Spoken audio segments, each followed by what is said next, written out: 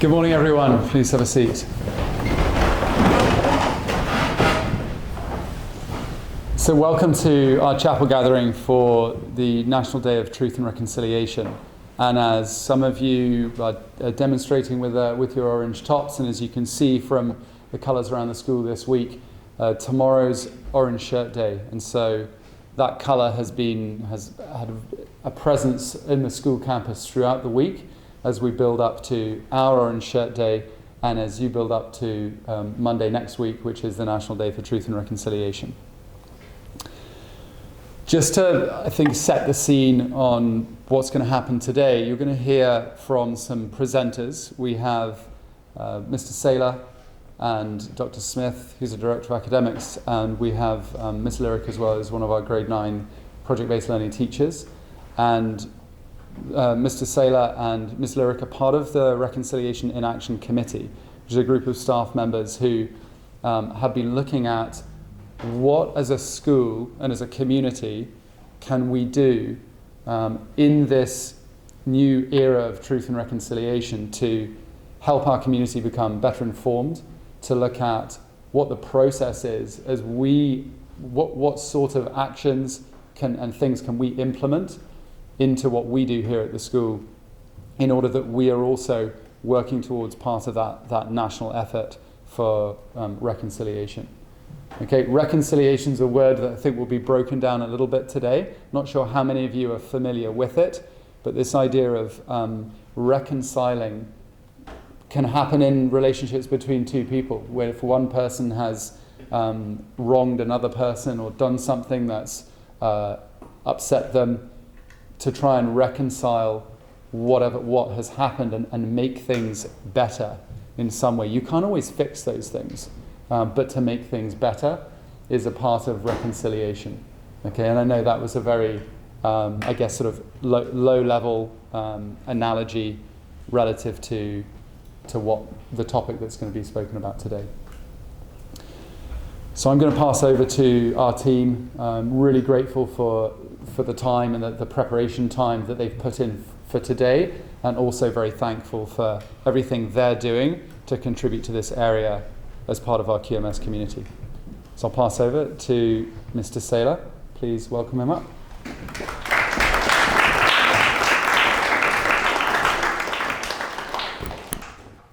Ait Nata, Ait Kwanasi Lumnala. Good morning. It's good to see all of you here. As we gather here in this House of Stories to hear some of the tales of this land, I want to remind us that we are on the territory of the Ho'okaminam-speaking peoples, the Cowichan, and they gathered in their House of Stories for many, many years, many generations, before most of our ancestors landed on these shores. And I want to share a story with you today. I had the privilege of visiting an elder this past weekend, the Iqa'al, as he was called at the time of his birth. This was many years ago, at a time when the Black Plague was ravaging Europe and the Ming Dynasty was being founded in China. This Sitka spruce would have grown up in the shade of his elders, attuned to the harmony of the forest working together through the mycelia networks that interwove the roots of its ancestors and siblings. But then, in 1893, this elder, the Harris Creek spruce, would have witnessed the trauma of losing its entire network as the rest of the forest was logged around it. This tree was burdened to carry on alone, to carry forward the story of this loss, and to stand as a testament to what was, the grandeur of a knowledge system preserved, compared and contrasted with the violence of the cut blocks that surround it. This story, unfortunately, is not new, but it is important, for it's not just the story of this tree, but it's the story of us all. I ask you, when you go home today, ask your parents, ask your grandparents, hear their stories. If you go back far enough, you will hear the tragedies that people have endured throughout history. Much blood has been spilled upon every continent for us to sit here in peace. These stories can be hard, very hard to hear, but it is important because we must grieve the loss of something that never grew to maturity, never blossomed to its full potential.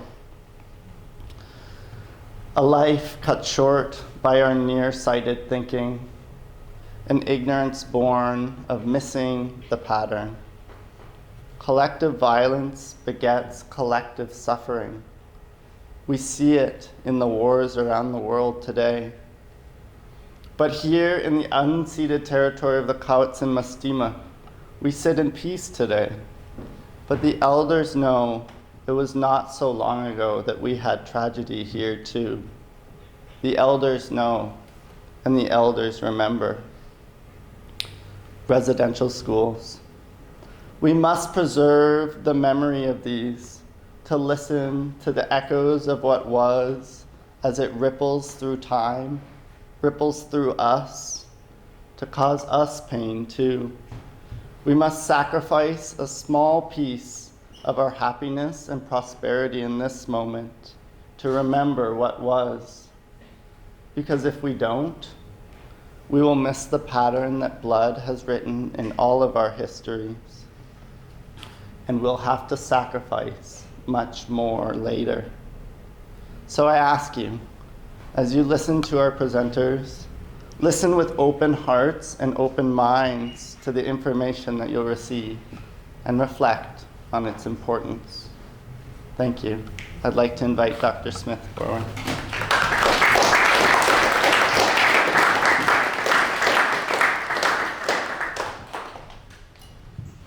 Thank you. Welcome, everyone. I'd like to share some truth with you, because my reflection on all of this is you can't really reconcile until you know the truth in the first place. And I think sometimes the best way of approaching the truth is through a story. I'd like to share the story of Phyllis Webstad today. Phyllis Webstad was 6 years old when she attended residential school in BC. She was wearing an orange shirt. It was given to her by her grandma. It was her favourite colour, and it was her favourite shirt. She loved that shirt. It represented the love of her grandmother. It represented the connection to her people, and it represented connection to her culture. Just imagine you had a connection to an item like that. And when you intended somewhere, it was taken away from you. No explanation was given. Phyllis said, "That was my shirt. I really liked that shirt." And just imagine how that would make her feel. It made her feel unwelcome. It made her feel that her voice didn't matter. And I think we can all reflect on times in the past when we have felt that our voice hasn't mattered too much, and how that made us feel. That's just a small part of the truth that I'd like to share with you, to help you understand, and then hopefully help you on the path to reconciliation. When we think about truth and reconciliation, we can then think about that second part. What is reconciliation? Mr. Monroe shared a little part of it. It requires listening to stories like Phyllis Webstad's. It requires us to listen to Indigenous people and to attempt to connect with them whenever possible. We also need to listen to their stories, and we need to call for action do our part whenever we can. It's an active process, making promises, but then doing something about it too. And Miss Lyric is going to share some of those impacts with you to help you perhaps on that journey towards reconciliation yourself, and what things you can do along your own journey on this. Thank you.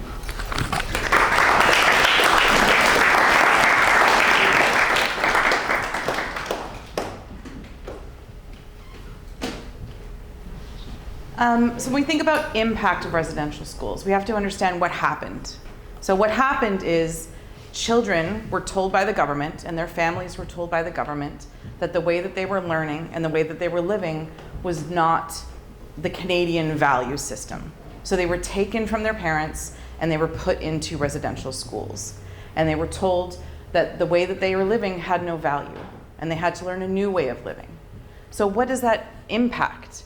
When you are told that your language, your culture, your faith, your beliefs have no value anymore, and you have to erase all of that and start again. Language is lost. We know this. There have been many languages lost. There are some languages that only a few people speak anymore. If you can imagine coming to a new place and being told you can never speak your language again. You have to speak English or French. That's it. So they lost their language, and there are people now working to reclaim those languages and to pass those languages on. Another impact would be intergenerational trauma. If you think about children being taken from their parents and brought to a school without parents, those children are not taught what it is like to have a parent. And so when they grow up and they're having their own children, they don't know how to be a good parent to those children. That is what intergenerational trauma is. And so we understand that that impact remains, and we still see it to this day. The last residential school closed in 1996. I was in grade 9 when the last residential school closed. It was not that long ago. Ongoing disparities. We see this in our society. There is not equity between Indigenous people and other people in our society, but we are working towards that, and we need to focus on that.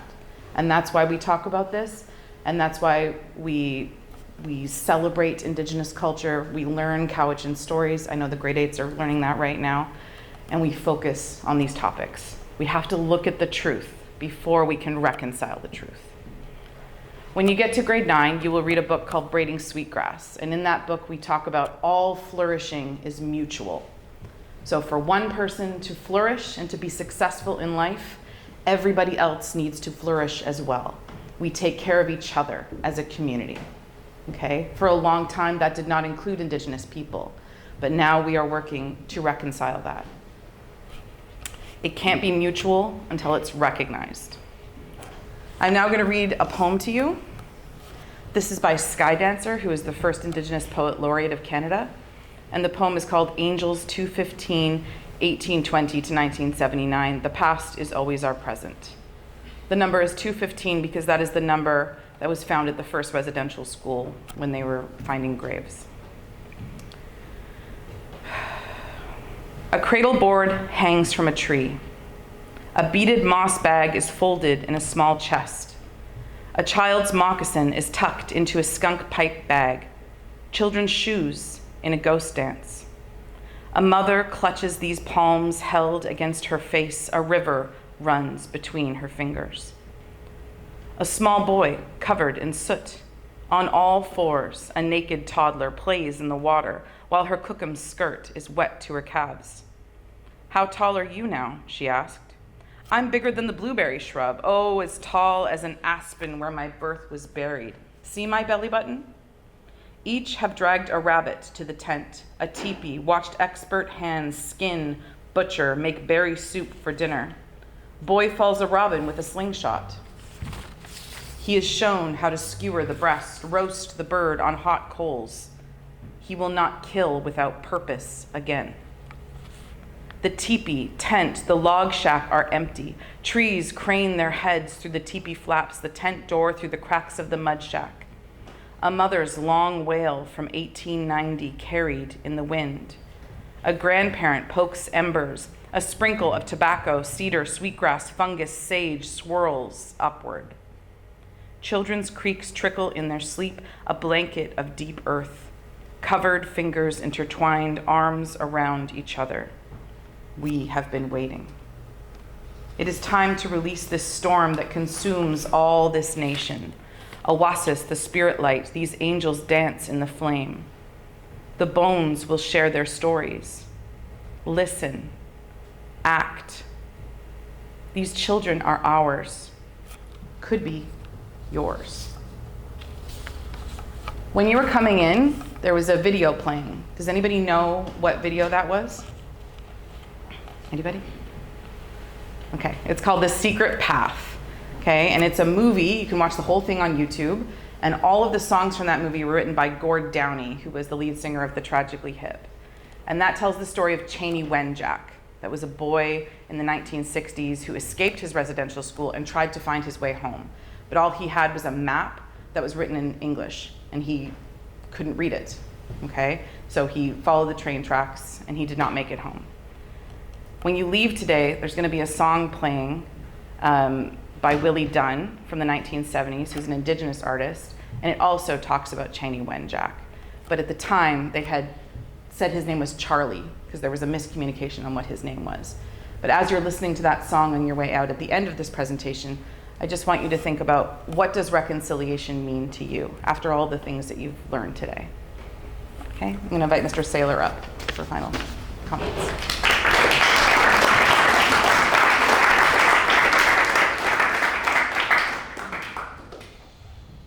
Now that we've heard some small pieces of the story of this land, you may be asking yourself, what can I do? How can I help?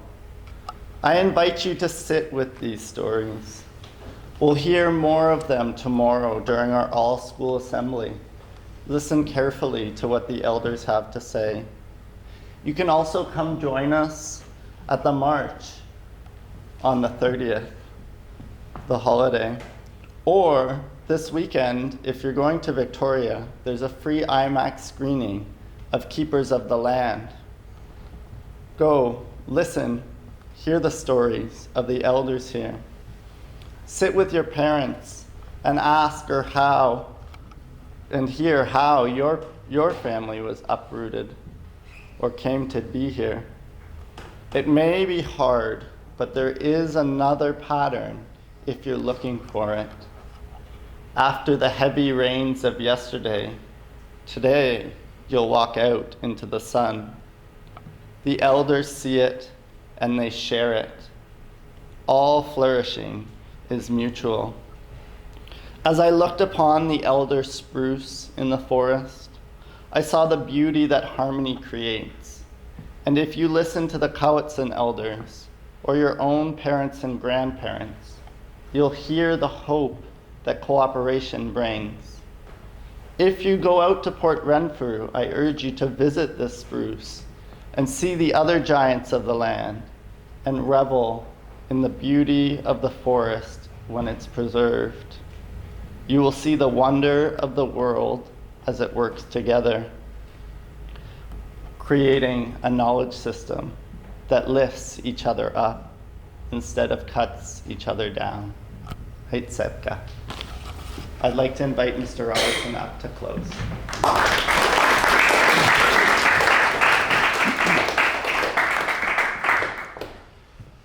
I really want to thank you three again. I've actually had the privilege of going through this presentation 3 times now, and I call it a privilege actually because it was just as powerful today and just as powerful yesterday as it was the first day, and that is testimony to the validity, the sincerity, and the heartfelt nature of our presenters. So I really want to thank you three for all the work that you put into that.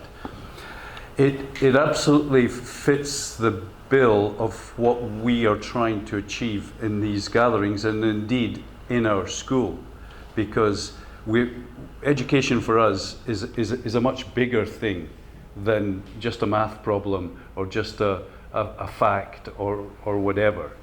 It's actually about the kind of people that you become, and to become those people, we have to think about some of these things in life that are incredibly challenging, and we have to learn about them, and we have to start to appreciate them. The whole residential school episode is an absolute blot on our history, but there are all sorts of other blots as well, as we know that, right? That's why we've got to learn from the past. That that title in the poem, you know, the past is always our present. Well, the past will be our present if we don't learn from it, if we don't learn from the mistakes in the past. One of our colleagues that works in the kitchen, her husband is First Nations from a family of 12, and 11 of his siblings were taken to residential school. Can you imagine that? Can you imagine being in a family of 12 children and 11 of your siblings are just taken away one day? The RCMP show up, you have no choice, and they're taken away. It's staggering, it really is.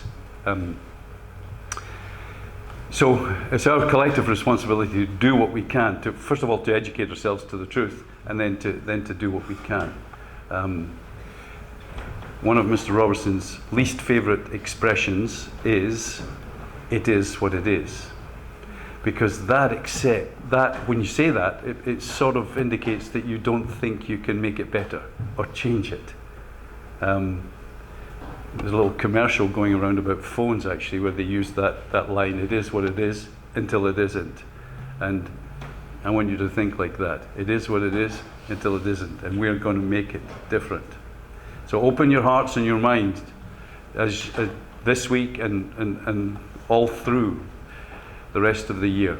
And we will benefit as a whole community, and the larger community out there will benefit, and the world will benefit. That's the aspiration. Thanks again, everybody.